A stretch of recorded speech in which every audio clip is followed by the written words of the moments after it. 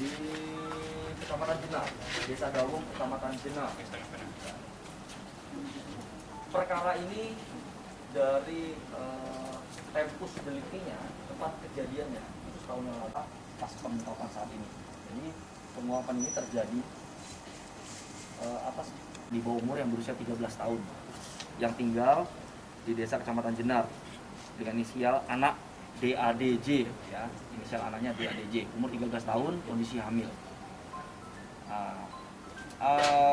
Dari kondisi hamil tersebut kemudian sempat melahirkan, ya, melahirkan di bulan Juni, Mei, Juli, melahirkannya Juni, 9 Juli.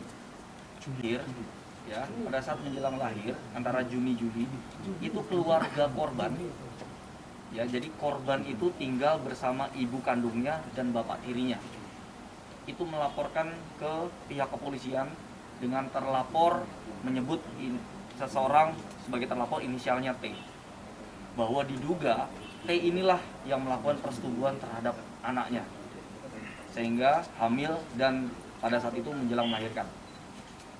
Nah, karena kondisi tersebut, atas laporan tersebut, akhirnya unit PPA Satreskrim Polres Sragen menindaklanjuti laporan tersebut, dan karena memang sebentar lagi mau melahirkan, akhirnya diputuskan untuk nantinya melakukan tes DNA terhadap janin. Nanti akan terlihat siapa sebenarnya yang menyetujui anak tersebut sehingga menyebabkan hamil dan melahirkan bayi. Jadi pelapor, ya, catatannya adalah yang melaporkan adalah ibu kandungnya dan bapak tirinya yang tinggal serumah dengan korban, bahwa si korban disetujui oleh pria lain berinisial T. Kemudian kita lakukan tes DNA.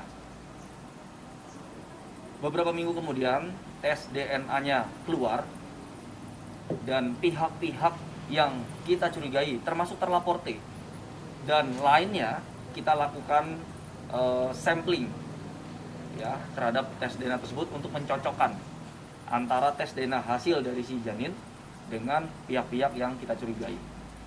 Sekali lagi, unit PPA secara cermat melihat perkara ini dan melakukan penyelidikan secara jeli dan teliti bahwa biasanya perkara persetubuhan terhadap anak di bawah umur ini pelakunya tidak terlalu jauh ataupun memiliki hubungan dekat dengan korban. Oleh karena itu, pada saat mengambil sampling DNA untuk nanti dicocokkan dengan DNA janin, maka beberapa pihak termasuk orang-orang yang tinggal serumah dengan korban kita ambil tes juga, bapak tirinya kita ambil tes, kemudian orang-orang yang kita lihat juga dekat dengan korban kita ambil tes DNA, pelapor T juga kita ambil tes DNA. Kemudian setelah keluar dari tes DNA tersebut, maka didapatilah bahwa hasil DNA janin cocok terhadap seorang laki-laki yang laki-laki tersebut adalah bapak tiri korban, yang notabene-nya di laporan sebelumnya bapak tiri korban yang melaporkan bahwa terlapor T yang melakukan persetubuhan. Ternyata dari hasil tes DNA bahwa bapak tirinya lah yang mensetubuhi korban sehingga menyebabkan hamil sesuai dengan hasil tes DNA dari janin. Dari hasil tersebut itu adalah bukti petunjuk. Nah, dari petunjuk itulah kemudian yang membimbing penyidik unit PPA untuk kemudian melangkah lebih cermat lagi untuk melakukan pemeriksaan lebih mendalam terhadap orang-orang yang ada di situ, kemudian mengumpulkan bukti-bukti lagi sehingga perkara ini semakin terang benderang dan benar-benar mengarah bahwa tersangka yang melakukan persetubuhan terhadap korban DADJ ini adalah bapak tirinya sendiri, yaitu dengan bernama J, usia 34 tahun yang tinggal serumah dengan korban. Kemudian dari hasil pemeriksaan terungkaplah kronologis kejadian tersebut, yaitu terjadi pada bulan Agustus tahun 2021, yaitu tahun yang lalu. Sekitar pukul 13 bertempat di rumahnya pelaku yang korban juga tinggal di situ, bahwa karena tinggal serumah sehingga pelaku kerap melihat korban yang merupakan anak tirinya keluar mandi menggunakan anduk, kemudian dengan pakaian-pakaian minim sehingga hasrat seksualnya menjadi bangkit.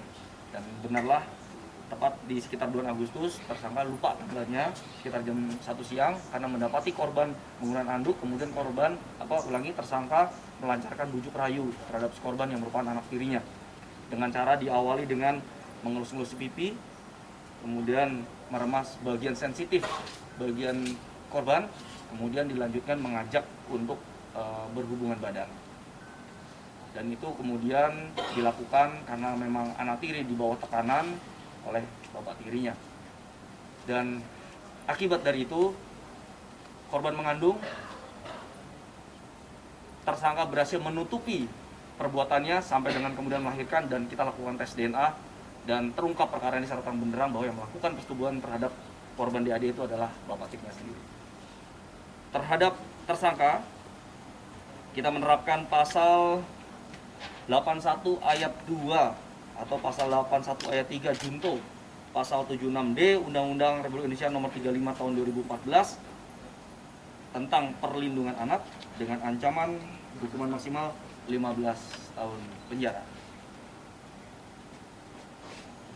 Barang bukti, nanti yang ada di hadapan ini adalah barang bukti semuanya. Ini adalah barang bukti yang digunakan pada saat tempus delicti kejadian Agustus oleh penyidik di TKP.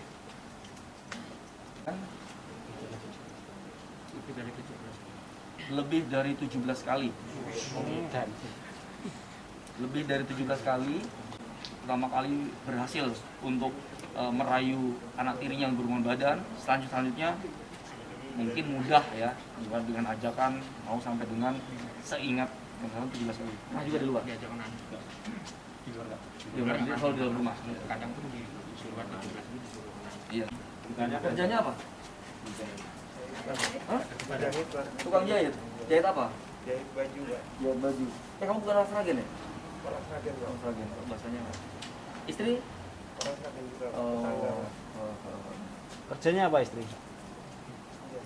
Kamu di rumah tinggalnya berapa orang? Kamu sama istri, sama korban. Bertiga aja. Anak-anaknya berapa orang? 6 orang. Yang bawaan kamu berapa orang? 2 orang. Yang bawaan ibu, istri 1. Sama? Anak gimana? Sama anak dari anak saya. Oh, kamu udah punya cucu. Oh, iya. Terus anak 6 orang itu yang laki-laki berapa orang? Laki-laki 1 orang, 5-nya perempuan semua. 2 laki-laki. Enggak, yang anak-anak semuanya, yang anak-anak. 1 laki-laki, yang 5-nya perempuan semua. Termasuk korban ini, korban D. Yang 4 perempuan semua. Yang paling kecil ini 13 tahun. Atau ada yang lebih kecil lagi? Ini paling besar. Oh, yang lainnya kecil-kecil semua. Oh. Jadi usia 13 tahun ini yang paling besar. Selebihnya adiknya ini kecil-kecil semua. Bawaan dari dia sama bawaan dari istrinya. Sudah menikah dengan ibu korban berapa? Udah berapa lama menikah sama ibu korban? Hah? Sekarang kamu jujur, stop. Terhadap anak yang lain kamu setuju? Hah? Setuju. Kalau nanti terungkap ternyata iya gimana? Enggak, sama semasa ini aja. Kenapa kamu kok tega? Dengan istri mendapatkan jatah kan? Hah? Dapat jatah juga? Kurang mungkin jatahnya. Jatahnya kurang. Nah, waktu pertama kali itu gimana? Iya itu.